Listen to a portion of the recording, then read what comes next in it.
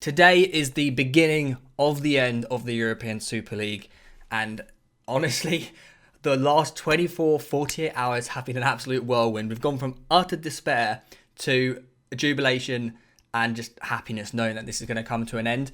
Manchester City are the first official club to come out with a statement confirming that they are leaving. In a very long statement, I'm joking, very short, Manchester City Football Club can confirm that it has formally enacted the procedures to withdraw from the group developing plans for a European Super League. The interesting thing about this is that they're the first ones to officially do it. There's rumours that Chelsea and other clubs will follow. Fingers crossed Arsenal do as well. They should all do the right thing and stop this. But Manchester City had the balls. They are the first ones to do it.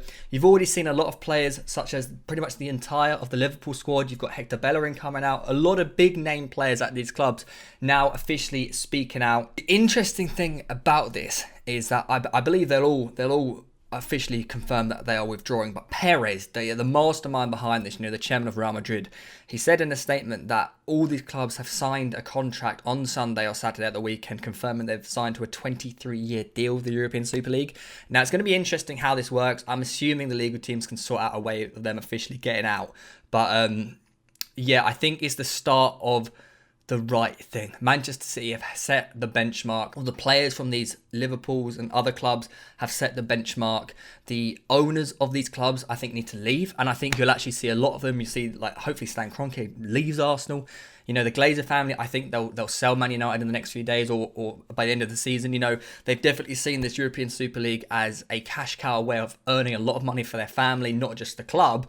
And if that's not going to go ahead, what is the point of owning Man United for them, I think? So it wouldn't surprise me if all of those owners end up leaving. And hopefully, this is potentially the start of a rejuvenation in football. Bringing back its merit and sporting good. The UEFA president has come out and said, "I'm delighted to welcome Manchester City back to the European football family. They have shown great intelligence. City are a real asset for the game and are delighted to be working with them for a better future." So as soon as the club pulls out, UEFA back in their good, or rather the clubs are back in their good books with UEFA, and hopefully things can return to normal as soon as possible. On the contrast, you have seen some clubs already lose their sponsors. Liverpool, for example, even though their players are speaking out, they haven't officially, at the time of recording this, they haven't officially withdrawn. Hopefully they'll do so within the next couple of hours or tomorrow morning. But Tribus Watches have said, as the official global timing partner of Liverpool FC and a family of dedicated lifelong fans based in the city of Liverpool, Tribus cannot support the move by the club's owners to break away into a new competition, the Super League. Our values are at the forefront of everything we do. Therefore, we will be withdrawing from this partnership. Football belongs to the fans and unites us all. It has never intended to benefit the few. It is interesting to see what will happen over the next couple of days with Tribus and Liverpool. Will other brands and sponsors leave their clubs, even though potentially the other clubs are going to back out? Is the damage already done? That is the question. For a lot of these clubs, it's going to leave some scars. Like, a lot of people will look at their clubs completely different, unless, of course, new owners come in, which hopefully we will see in the near future. I think the most important thing from this all scenario just shows and accentuates the power the fans actually have. The voice of the fans, certain figures, the Gary Nevilles of the world, the Jamie Carragers, all these pundits, all these people in football that aren't just owners, that actually support the game.